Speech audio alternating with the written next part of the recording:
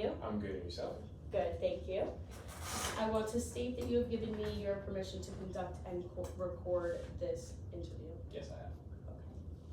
So I wanted to meet with you because you are a general manager of a company, and I believe that it would be very important and essential for someone like me who wants to come up in business and understand what it's like to manage a company. Sure. So my first question is, how did you get into this business? Well, I started in the industry in 2008, working at the Javits Center as a call center representative. Okay. And it was really a job I was doing while I was in college. Didn't really know what I wanted to do at the time, but I got that opportunity. There was an opportunity that presented itself while I was working there in the accounting department, so I applied. I got that job. It was my first full-time job in, call it a corporate setting. That went really well, and I found myself wanting to do more within the company, so I then applied for a job in the procurement department, which did all the purchasing for every piece of material and labor required for the Javits Center. And then I got promoted a couple of times within that department, and at that time, I want to say I was probably about 23 years old. I was getting a little anxious, and I wanted to do more, and I found myself getting a little stagnant at the Javits Center. So, believe it or not, I actually applied for a job to become a police officer. Oh. And I got accepted, and I was going to go into the academy and so forth. And just before I was going to go into the academy, the Javits Center changed president and CEO. So a new CEO came in by the name of Alan Steele. I didn't know him, and before I left, we got the opportunity to participate in a company-wide customer service training.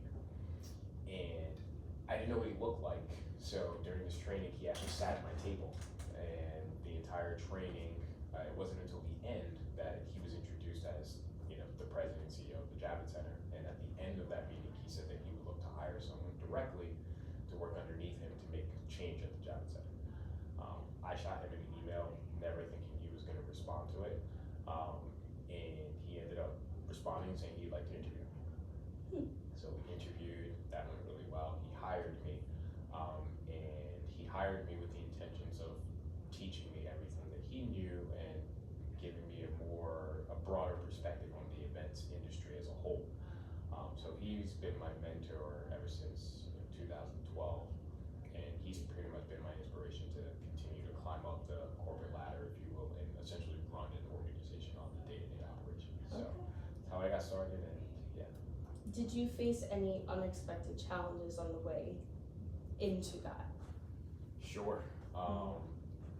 Particularly in this industry, it requires a lot of time. There's no book, like there's nothing that you can really learn in school that tells you every single obstacle that you're going to be faced with. So a lot of it is experience and kind of going through it, making mistakes and learning from those mistakes. I made quite a few mistakes along the way, but having a good manager and a good mentor to help you learn from those mistakes is really important, because being young and you really don't want to make mistakes, and it's new to you, so you don't really know what consequences are going to come with them.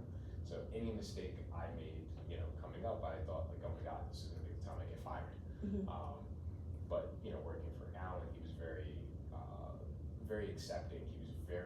He wanted to teach. He wanted the opportunity for you to learn from your mistakes and be better from it.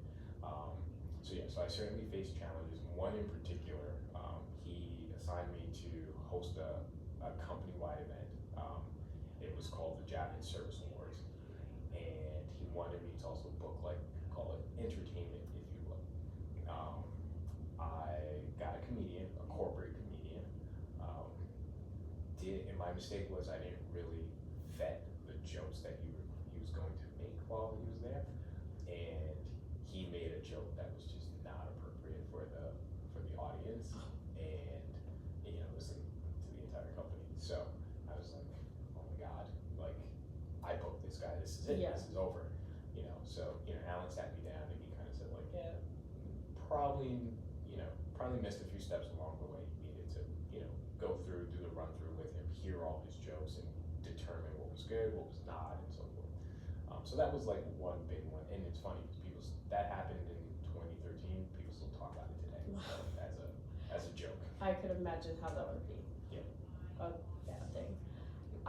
The next question I had was if you could tell me about your career path and just going, obviously you said that you wanted to do a few other things before you got to here, so I was wondering if your goals changed over time as well, because obviously being a cop and doing this now is very different. Yeah. So I'm wondering how that change kind of happened.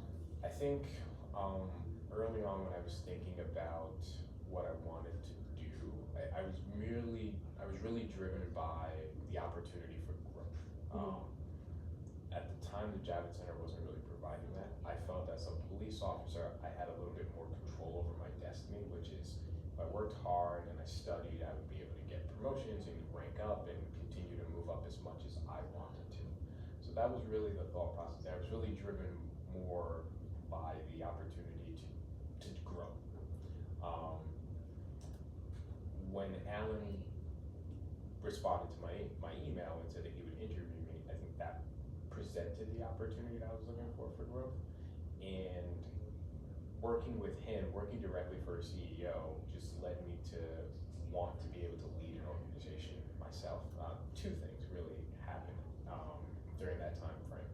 It was I wanted the opportunity to lead an organization and find other people who wanted opportunities to help them grow, because that was going to be my way of paying back to Alan. That he took a shot on me and he gave me an opportunity when not a lot of people would.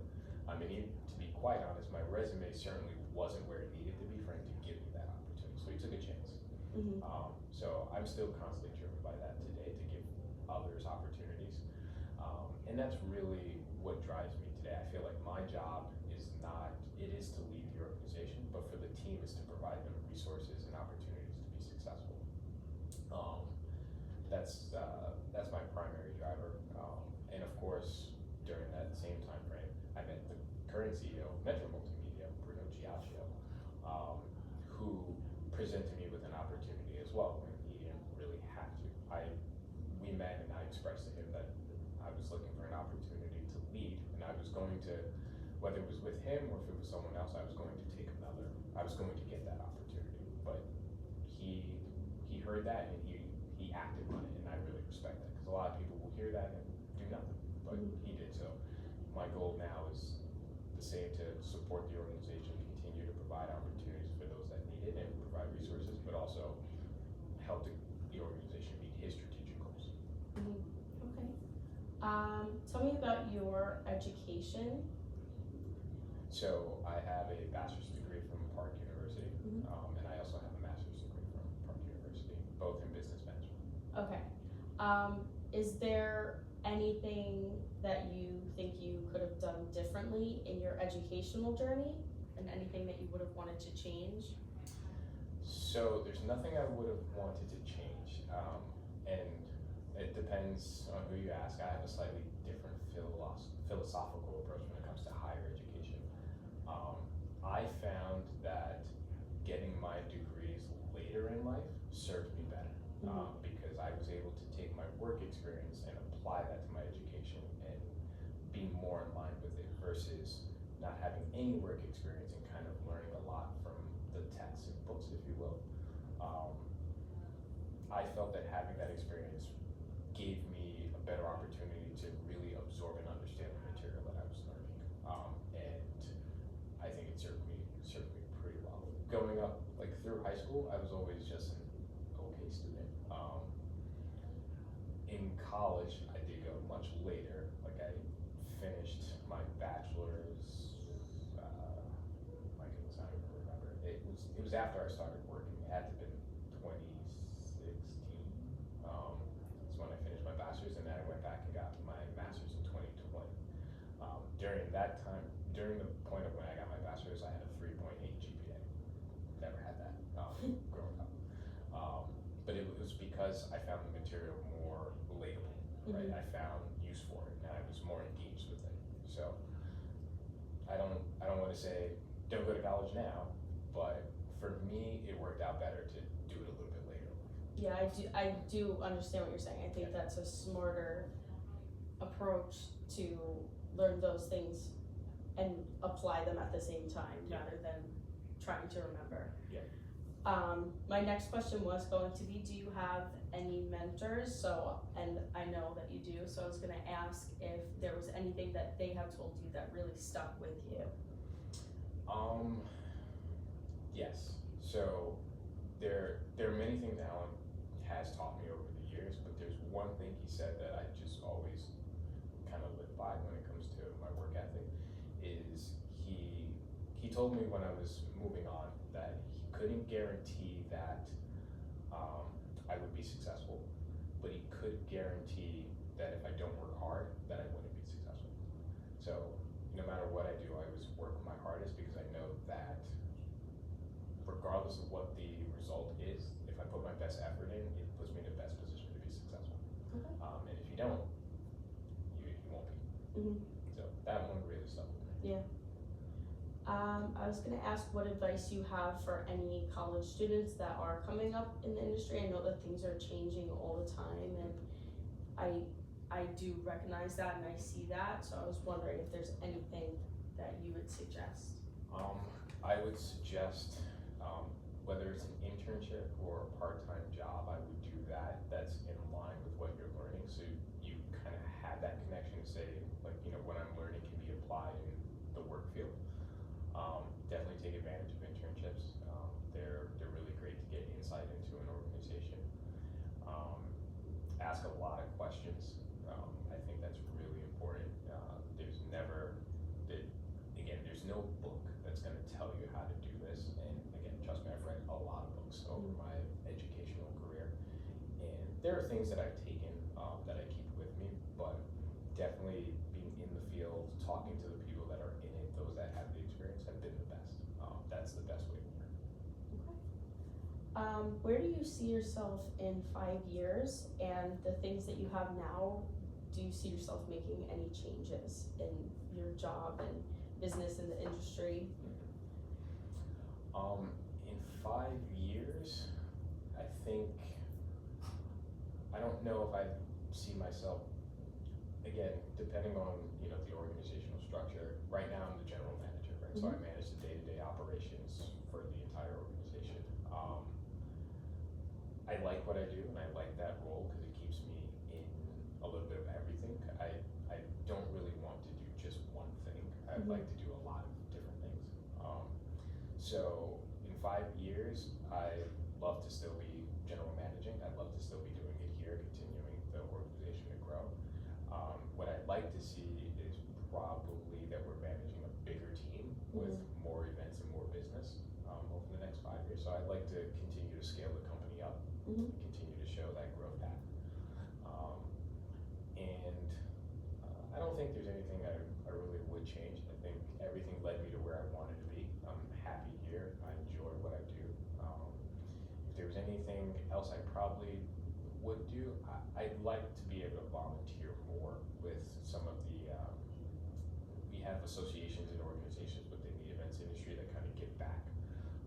I'd like to do a little bit more of that. Unfortunately, just as you're growing a company, it takes up a lot of time, so I haven't had the time to do that. Personally, I work with a group called Autism Speaks.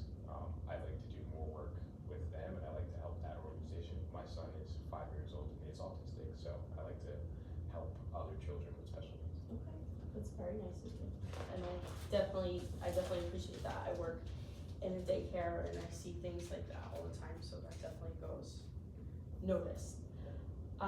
I was gonna ask what your current responsibilities are at your job and what your day-to-day really looks like, because you said you manage everything. So how does that really get organized and go hand in hand with everything? Sure. So it's a lot. My day-to-day, it changes. I'm not in this office every day because we're in the events industry. It requires me to go to show site to support the team in different various locations. We're preferred vendors in different venues. So periodically I go and I check on those clients and customers to make sure that they're being taken care of, they're being serviced well.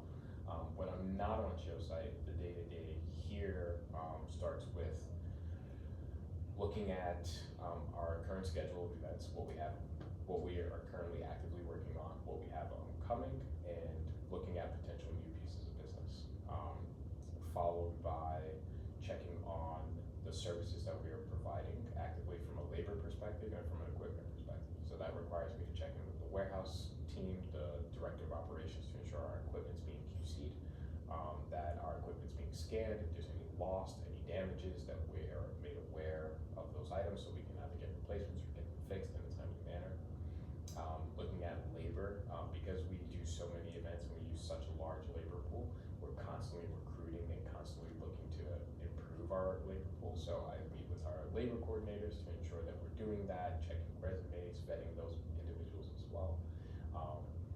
Throughout the day, I will get clients that reach out to me directly for events. I'll start the process in understanding what those needs are, and I'll look to transfer that to another production or account manager to handle from there. But because they start with me, they usually kind of keep me close. So I'm usually doing some client management at the same time. And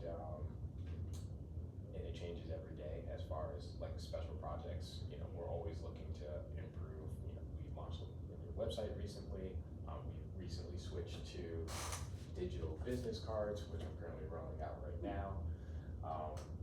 We are ramping up our social media and marketing campaigns, so I'm working with the teams on that as well. We are always looking to put together new sales decks and other marketing assets. Okay. So it's a pretty filled day. Mm-hmm. Yep. Did someone influence you to want to continue in the industry, or did someone draw you to the industry in general? Like, how did you come from being younger to really being like, I want to do this? So my aunt works for Freeman Decorating, so she would always be at the Javits Center doing trade shows, and when I was young, she would take me to like the car show and wrestling shows and Comic-Con. So I always found that pretty cool, because when people would ask me when I was younger, like, what does your aunt do? Or like, I'd be like, my aunt builds the car show. That's not what she does. But she works for the company that did it at the time. So I think that was like my intro into the industry. Definitely meeting Alan certainly drew me into wanting to do more within the industry. I will say the individual who keeps me in the industry now is definitely Bruno. Bruno and I work together, have a lot of fun, and I think we have the same goal of looking to expand and grow and support the team and provide them with resources and so forth. So it's why I think I stay in the industry. I've accomplished a lot in a very short period of time within the industry. I've won awards, I've been recognized, I've done all the things that people check box in their career.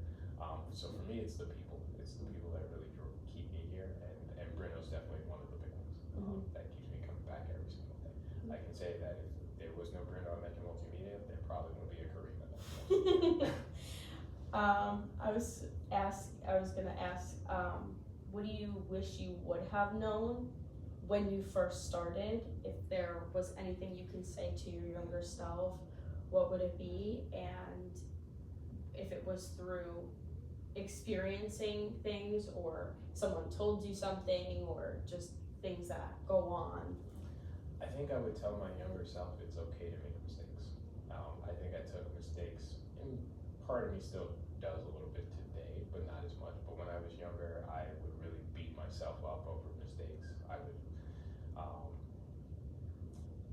would tell myself to be a little bit more confident and trust your instincts. Don't second guess yourself, and learn from the things that come up. It's okay. It's okay to fall down. It's just how you get back up. Okay. What keeps you motivated?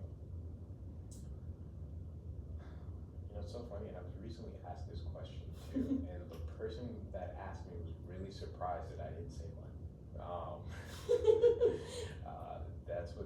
I think that's what they expected to hear. But what keeps me motivated is it's the opportunity to touch so many different things. Because we're in the events industry, we get to meet so many different people from so many different sectors of, you know, the business sectors. You know, we're not just doing, you know, Comic-Con and trade shows. We're doing pharmaceutical events. We're doing corporate upfronts. We're working with OpenAI, right? We're meeting so many different companies that are doing so many different things, and getting the opportunity to service those companies and those large industries really is exciting to me. So that keeps me going, and helping the team here. A lot of the team that's here today, I had a part in bringing on. So keeping them growing and keeping them happy and excited is what motivates me as well. Okay. Well, I want to thank you for this interview. You taught me a lot, and yeah, thank you. Thank you. I'm happy for the opportunity, and you know, anything you need, I'm happy to